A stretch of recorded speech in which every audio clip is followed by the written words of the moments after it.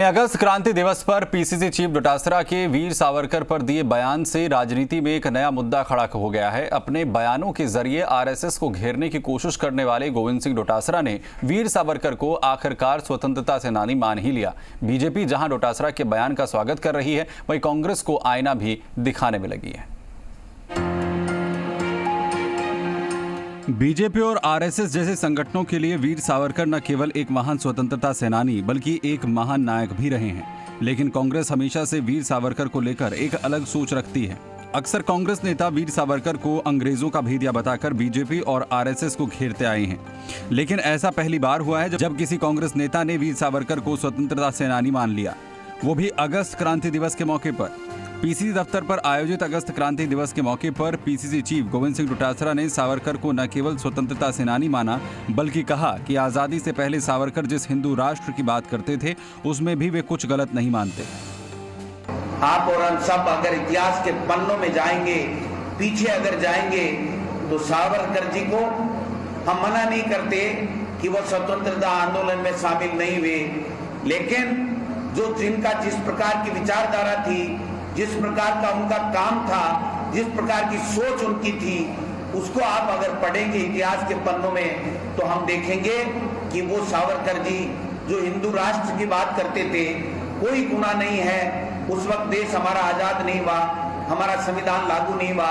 अगर वो हिंदू राष्ट्र की बात करते थे तो वो गुनाह नहीं करते थे। डोटासरा के बयान के बाद बीजेपी नेता अब सीधे कांग्रेस को घेरने में जुट गए हैं। बीजेपी नेता अशोक परनामी ने कहा कि सावरकर को लेकर डोटासरा की जबान पर सच आ ही गया। देखिए, सत्यता को कब तक झुटलाओगे आप? कभी न कभी सत्य तो हमेशा सामने आएगा ही। वीर सावरकर जी का जिस प्रकार के देश को आज़ाद करने में, राष्ट्र के आगे बढ़ाने में उनका पूरा जीवन इसमें चला गया, तो हम तो पहले से कह रहे हैं कि वीर सावरकर जी ने राष्ट्र के प्रति समर्पित थे। देश को आज़ादी दिलाने में उनका बहुत बड़ा योगदान था। पूर्व मंत्री यूनुस खान ने भी सावरकर पर दिए गए बयान को लेकर डोटासरा को न केवल धन्यवाद दिया बल्कि ये भी कह दिया कि कांग्रेस ने अब सच्चाई को स्वीकार कर लिया है। जिस तरीके से माननीय डोटासरा जी संघ को लेकर के पिछले कई दिनों से बयान दे रहे हैं और हिंदुत्व इन पे जो बयान दे रहे हैं, मुझे लगता है कि उनके जो दिल की बात है वो जुबान पर आ गई। और बढ़िया है कि कांग्रेस देर आई दुरुस्त आई। कांग्रेस को पता चला है कि इस देश में सावरकर जी का क्या योगदान था, तो मुझे लगता है कि उन्होंने सच्चाई को स्वीकार कर लिया है। उसके लिए माननीय डोटासरा जी का धन्यवाद। सांगानेर विधायक अशोक लाहोटी ने कहा कि अखंड भारत हिंदू राष्ट्र था, इसे कांग्रेस पार्टी भी मानती आई है। लाहोटी ने कहा कि कांग्रेस और डोटासरा को अब सद्बुद्धि आने लगी है। इस प्रकार से कांग्रेस पार्टी लगातार एक ढोंग कर रही थी, आज उनके खुद की दिल की सच्चाई उनकी जबान पर आ गई और ये रुक नहीं सकती क्योंकि वीर सावरकर जी का जो योगदान देश की आज़ादी में रहा है उसको कांग्रेस के प्रदेश अध्यक्ष ने स्वीकार किया है। और उन्होंने ये भी कहा है कि अखंड भारत जो था वो हिंदू राष्ट्र था, तो हिंदुस्तान को हिंदू राष्ट्र कहना कहाँ गुनाह है। बीजेपी के प्रदेश महामंत्री मदन दिलावर ने भी सुर में सुर मिलाते हुए कहा कि कांग्रेस पहले हिंदू राष्ट्र की बात करने वालों को कांग्रेस अपमानित करती रही थी, लेकिन अब कांग्रेस ने सच्चाई को स्वीकार किया है। आज वो कहावत चरितार्थ हो गई कि लौट के बुद्धू घर को आए।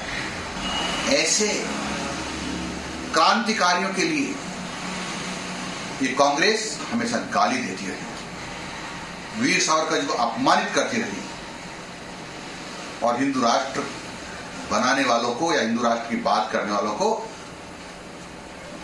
इन्होंने बहुत अपमानित किया। आज मैं बधाई देना चाहता हूं गोविंद सिंह डोटासरा जी को, जो राजस्थान कांग्रेस के प्रदेश अध्यक्ष हैं। उन्होंने कहा कि वीर सावरकर जी उस समय हिंदू राष्ट्र बनाने की बात करते थे, वो जायज था। अगस्त क्रांति दिवस पर वीर सावरकर को लेकर डोटासरा के दिए बयान से बीजेपी जहां एक और गदगद दिखाई दे रही है, वहीं इस बहाने विपक्ष को कांग्रेस को घेरने का बड़ा मौका भी मिल गया है। डोटासरा के इस बयान की चर्चा सियासत के गलियारों में लंबे समय तक रह सकती है। ऐसे में देखने वाली बात है कि कांग्रेस अपनी सफाई में क्या कुछ कहती है। शशि मोहन शर्मा, जी मीडिया, जयपुर।